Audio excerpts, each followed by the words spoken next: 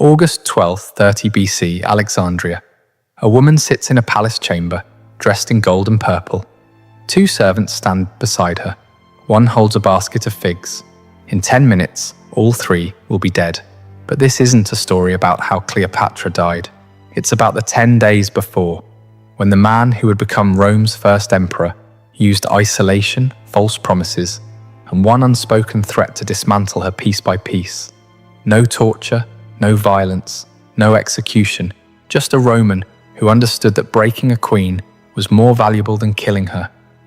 The weapon that finally destroyed her wasn't an army or a blade, it was her son.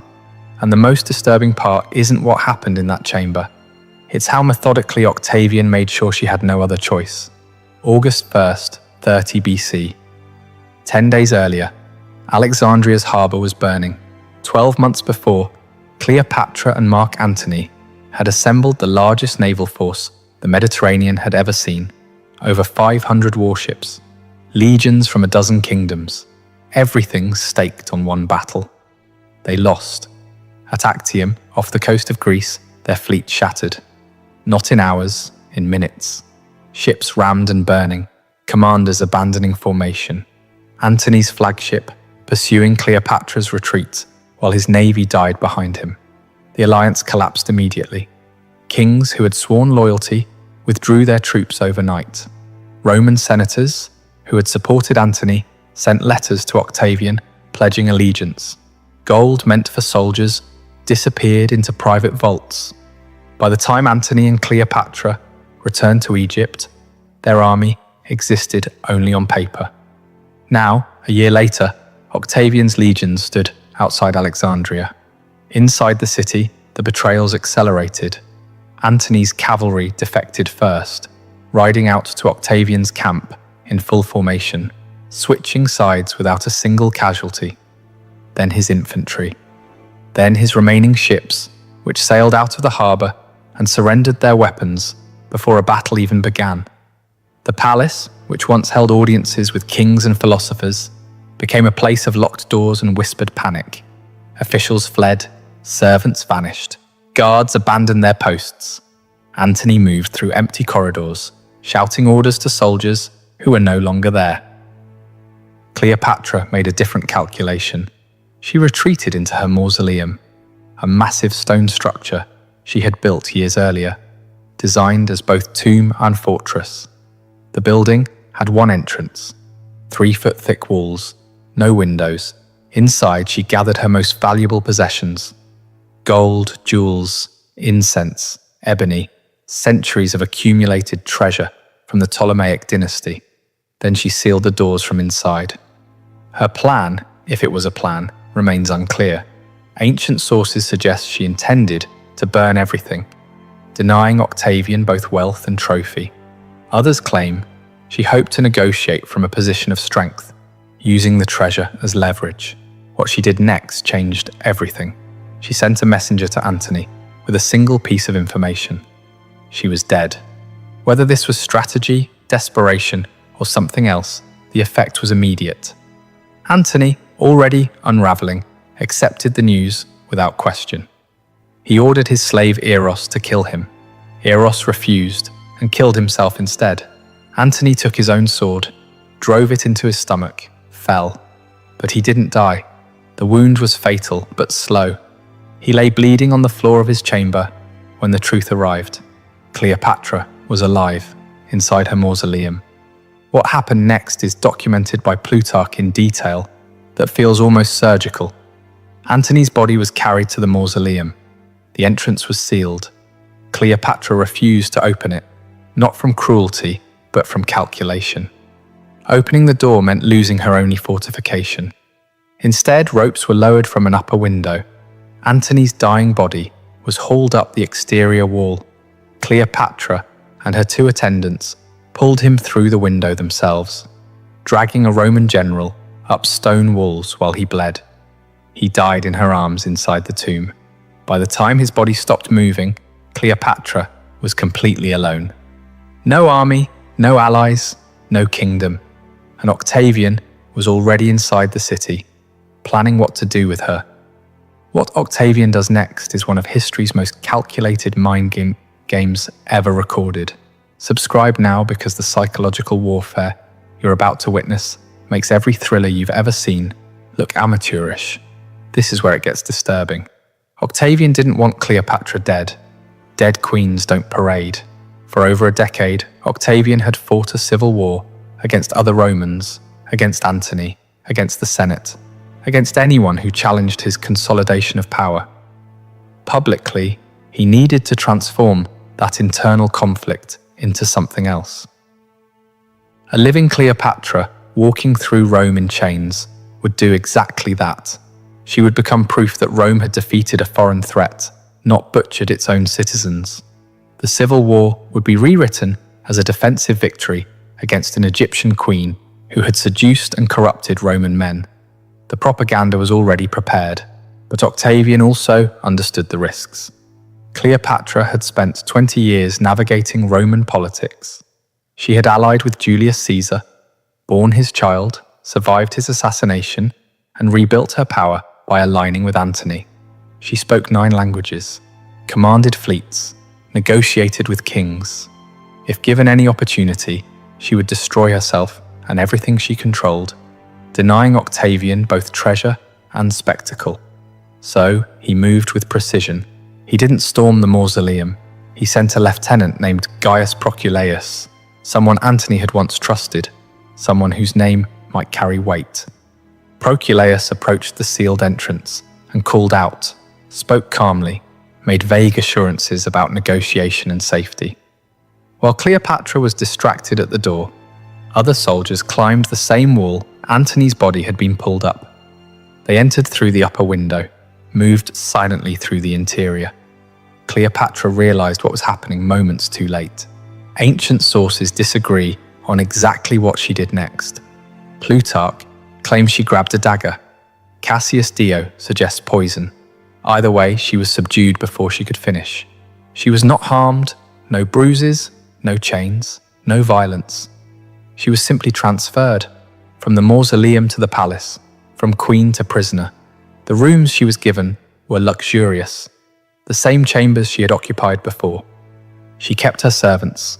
Her meals were prepared as before. Her belongings remained intact, but every door was watched. Every servant was searched upon entering and leaving. Every meal was inspected before it reached her. Her personal items were examined daily for anything that could be used as a weapon or poison. A guard was stationed outside her chambers with one specific order. She must not die. This wasn't mercy. It wasn't even cruelty. It was logistics. Octavian needed Cleopatra alive and intact for his triumph in Rome, the public procession where conquered enemies were displayed before execution. He needed her recognizable, walking, unable to claim she had been tortured or broken.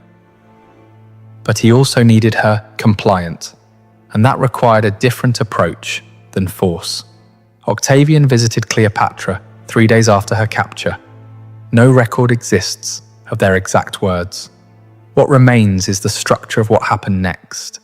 He entered her chambers without guards, a calculated gesture, sat across from her, spoke in measured tones about possibilities and futures. He made no explicit threats. He made no concrete promises. Ancient sources describe the conversation as almost courteous. Cassius Dio records that Octavian listened to her speak about Julius Caesar, about her children, about Egypt's value as a stable province rather than a chaotic territory.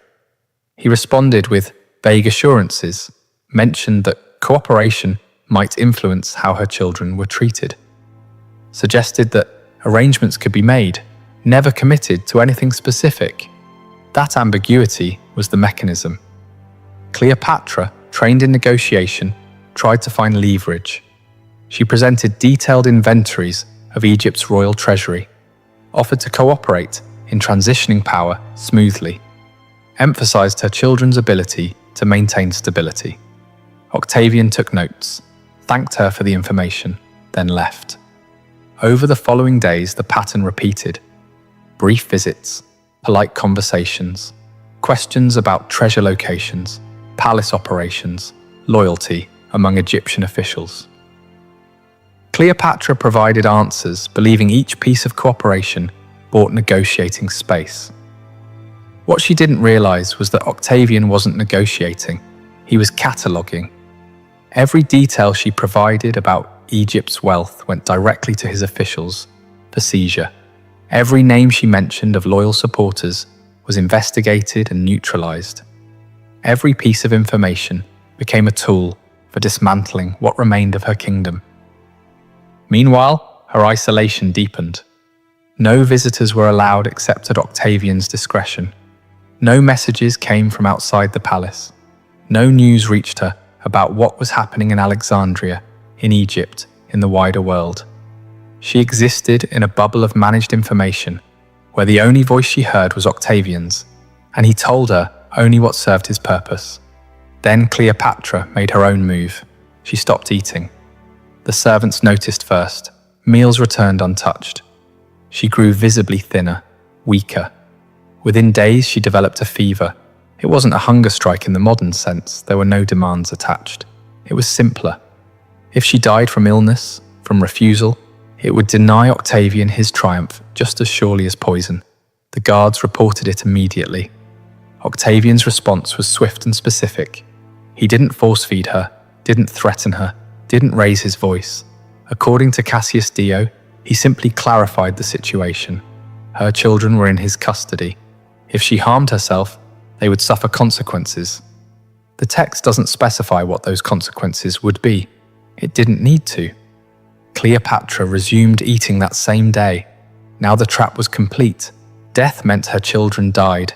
Compliance meant humiliation, erasure, and eventual execution in Rome. Silence meant waiting in uncertainty, while Octavian consolidated everything she had built. She had no moves left, except one, but she didn't know it yet, because she didn't know about her son. Cleopatra had 4 children, 3 with Mark Antony, twins Alexander Helios and Cleopatra Selene, and a younger son, Ptolemy Philadelphus. They were 10, 10, and 6 years old. Royal blood, but politically manageable. Octavian could control their futures, raise them as Romans, marry them strategically, neutralize their claims.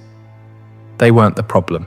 The problem was Caesarion, 17 years old, son of Julius Caesar and Cleopatra. Not adopted, biological. His full name was Ptolemy XV, Philopator Philometor Caesar. The last part was what mattered.